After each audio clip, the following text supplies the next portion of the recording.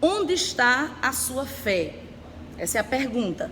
Todos os 12 espias tinham fé, mas houve uma diferença. 10 tinham fé em gigantes, 2 tinham fé em Deus. 10 eram conscientes acerca dos gigantes, 2 eram conscientes acerca de Deus. 10 voltaram se queixando. Você viu o tamanho daqueles gigantes? Josué e Caleb voltaram lambendo os lábios e dizendo: você viu o tamanho daquelas uvas? 10 eram gafanhotos, 2 eram exterminadores de gigantes e provadores de uvas. E isso aqui não se refere só ao texto bíblico, a essa história. Isso acontece e é desse jeito hoje. Nós vivemos numa sociedade que é assim.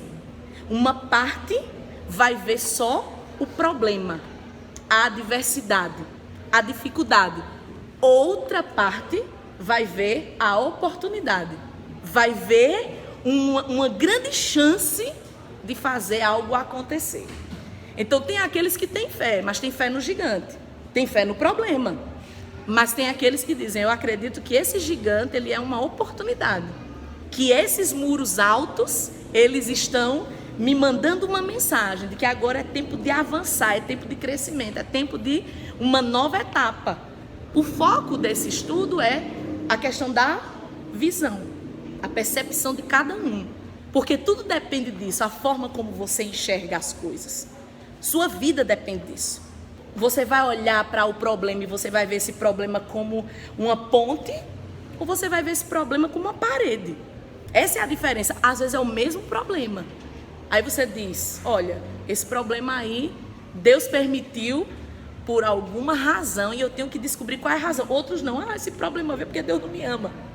Eu assisti uma história assim, eu não vou nem entrar em detalhes na história, mas eu assisti um vídeo de uma moça que passou por um problema tão grave. Eu não vou nem entrar assim em muita questão, porque eu acho tão nojenta a situação envolvendo a mãe dela, que assim eu fiquei: meu Deus do céu, quando Satanás não vem, manda o secretário. Porque veja bem, a nossa mãe, né, é aquela pessoa intocável para nós, pelo menos para a maioria. Nossa mãe tem defeitos? Tem, mas a gente tem assim: poxa, minha mãe é aquela que me educou, que cuidou de mim, então minha mãe jamais vai ser minha inimiga. Agora imagine quando seu maior adversário é a sua mãe. Você consegue imaginar a mãe da pessoa ser aquela que destrói a vida da pessoa? Eu assisti uma matéria sobre isso. Uma moça, na verdade foram 2 moças, contando histórias bem parecidas, que o maior inimigo delas foi a mãe. A mãe destruiu a vida delas. Isso é uma coisa maligna. E uma delas ficou super revoltada. Eu não tiro a razão. Entende? Eu não tiro a razão. Mas a outra eu achei muito interessante. A outra disse: olha, e é coisa pesada. Ela disse assim: quando eu passei por tudo isso, ela disse, faz 1 ano que eu passei por isso, eu pensei o seguinte: Deus me escolheu para alguma coisa. Eu estou passando por isso porque Deus quer que eu faça algo e eu estou buscando em Deus qual é o propósito disso. Ela disse que agora, passado 1 ano, Deus tem falado com ela que essa situação é para que ela ajude outras pessoas. Aí olha só que coisa interessante. Ela disse: o que Deus tem falado comigo é: se você passou por isso, você pode ajudar outras pessoas que muitas vezes passam por problemas menores e já querem tirar a vida. Então ela agora está trabalhando com pessoas que têm inclinação ao suicídio. Então ela dá palestras, ela ajuda junto a psicólogos e outras entidades. Porque, por exemplo, às vezes a pessoa, por outros problemas bem menores que o dela, querem tirar a vida. Então ela vem com o testemunho dela de superação e ela ajuda. E eu fiquei assim: olha que coisa fantástica. Ela viu um propósito no caos. Ela viu um propósito na dor. Então aqui nós estamos falando de percepção. E é assim, gente, na vida. Não é aqui em números, não é lá naquela época, não. Isso é hoje. Vocês viram o tamanho dos gigantes? Aí os outros, vocês viram o tamanho das uvas, minha gente? Vamos chupar a uva até sair pela venta. Percepção. Agora, o que é interessante, nós já falamos isso aqui anteriormente. Os 12 viram tanto os gigantes quanto as uvas. Não é interessante isso? Não é que uma turma foi só para o lado das uvas e a outra turma foi para o lado dos gigantes. Não, todos viram as 2 situações. Viram que a terra era boa, que tinha uva enorme, eles viram. E viram os gigantes. Só que 10 esqueceram todas as outras coisas e só focaram nos gigantes. E os dois disseram, não, tem gigante mesmo, agora vocês precisam ver o tamanho das uvas. Onde está a sua fé? Está no gigante ou está em Deus? O que é que você está vendo aí? A adversidade ou a oportunidade? Tem uma história, hoje se conta como uma parábola, mas algumas pessoas afirmam que isso de fato aconteceu. Eu ouvi inclusive isso já várias vezes, inclusive quando eu fazia a faculdade de marketing. A professora, uma das professoras, trouxe essa analogia, essa parábola. Uma certa empresa de calçados mandou 2 funcionários para um país muito pobre analisar o local para ver se era viável implantar uma fábrica nesse local. Aqui vale ressaltar que eles pediram relatórios separados. Cada um vai fazer a sua análise e a gente quer ouvir.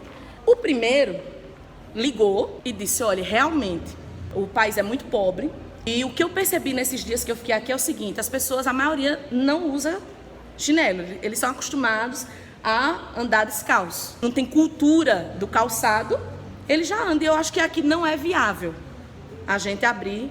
Eu acho que aqui é perda de dinheiro abrir uma fábrica aqui.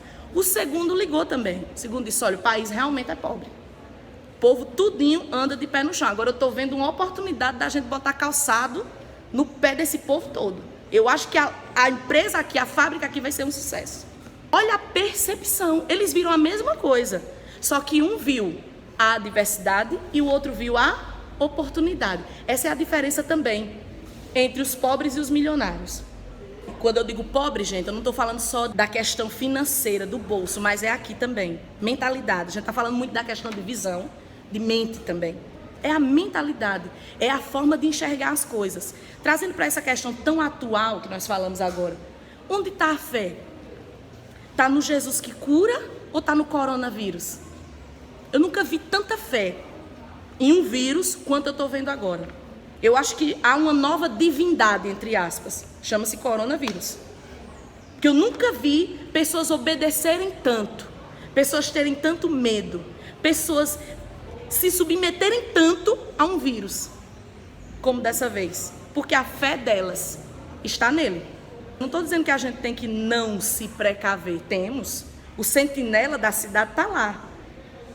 O sentinela tem que estar lá. Eu tenho que fechar a porta da minha casa, mas quem guarda não é o sentinela. Quem guarda é o Senhor. Eu tenho que sim, vamos tomar banho de álcool em gel. Beleza, vamos evitar contato, vamos evitar tocar nas pessoas, vamos fazer tudo isso. Porém, eu não posso colocar nesse vírus uma fé que eu não coloco em Deus. Eu fico irada com uma coisa dessa. O pastor prega, a gente ensina, entra aqui, sai aqui. O Jornal Nacional fala uma coisa, pronto. Eu queria que o povo tivesse a fé na palavra, nos profetas, como elas têm no jornal, como elas têm no WhatsApp, como elas têm nos anunciantes do caos. Vamos analisar onde está essa fé? Que loucura é isso! Que loucura! Há muita coisa por trás desse coronavírus. Quanto mais a gente estuda sobre, quanto mais a gente lê, eu particularmente me dá mais nojo. Por isso que eu sempre digo que o inferno é um lugar em reformas contínuas. Porque é muita gente que vai para o inferno. O que tem de gente ficando bilionária por causa dessa crise? E o que tem de gente falindo? Muita gente vai falir por causa do coronavírus. Muita gente está sendo vítima. Muita gente vai perder o emprego por conta disso. A coisa é muito maior. É muito sujo o jogo. Não precisava desse alarde que estão fazendo. Não precisava. Porque a gripe mata. Pesquisa um pouquinho. Gripe, essa gripe que a gente tem. E que a gente nem considera doença. Eu, por exemplo, eu sou uma pessoa das antigas. Sou das antigas, eu não considero, mas ela é doença. Gripe é uma doença. Gripe é um vírus. E esse vírus mata. E veja como isso é perigoso.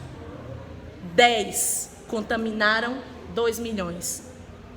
10 anunciantes do caos contaminaram. Olha como é grave. 10 caras, como é que 10 pessoas contaminam 2 milhões? O que está acontecendo agora no coronavírus? Uma pessoa que anuncia na televisão o alarde, o que aconteceu? As nações estão desesperadas. Os espias continuam agindo. Porque se tivessem feito esse anúncio da forma correta, a gente ia tomar todas as precauções, mas não ia haver esse pânico. O problema é que o mundo está em pânico. Pânico. A gente sabe quantas pessoas morreram de dengue, de chikungunya, de zika. Mas da mesma forma que todos os vírus, quem são as pessoas mais vulneráveis a essa letalidade? Os grupos de risco. Se tinha uma época para ter caos, era a chikungunya e a zika. Era para ter o caos. Vocês lembram que a vida da gente continuou? Vocês lembram que Palmeira parecia a Vila do Chaves? Todo mundo andando assim? Todo mundo andava mancando. Aqui na igreja, eu andei mancando muito tempo. O vírus, eu fiquei sem os sintomas, depois, porque durou 10 dias, de febre, daquela coisa mais pesada, de dor. Eu fiquei mais de 1 ano com dores nas articulações e no joelho. E eu fui pesquisar e fui conversar com enfermeiros, com médicos. Eles disseram que, pela pesquisa deles, o vírus da chikungunya fica 5 anos no organismo. Por isso que algumas pessoas sentem dores nas articulações, nos joelhos. Foi um surto grande. Todo mundo tinha alguém no trabalho, na família, com zika. Aqui na igreja, foi metade da igreja que pegou. Ninguém parou a vida. Ninguém parou. Mas agora, por que agora? É tanta coisa que está por trás. Você tem ideia do que acontece se as empresas fecharem, se pararem de fabricar alimentos? Gente, é uma engrenagem. Quem é que tem interesse nisso, no caos? Às vezes, eu queria ser ignorante. Às vezes eu queria não saber, porque eu concordo com Salomão. Quanto mais a gente conhece, mais enfado a gente tem, mais dor a gente tem. Porque dá mais raiva, dá mais nojo. Porque é triste quando a gente conhece a verdade e a gente vê o povo tudo. A nossa fé está em quê? Quando você tem fé, a fé se materializa. Eu vou morrer, eu vou pegar o corona. Pega mesmo. Pega e pega de um jeito, porque a fé está grande demais naquilo ali. Onde é que está a nossa fé? Está no gigante, está no coronavírus? A minha fé é o seguinte, a minha fé está em Deus e na promessa e na palavra que há sobre a minha vida. É como aquele hino do Nané Azevedo: eu não morrerei enquanto o Senhor não cumprir em mim.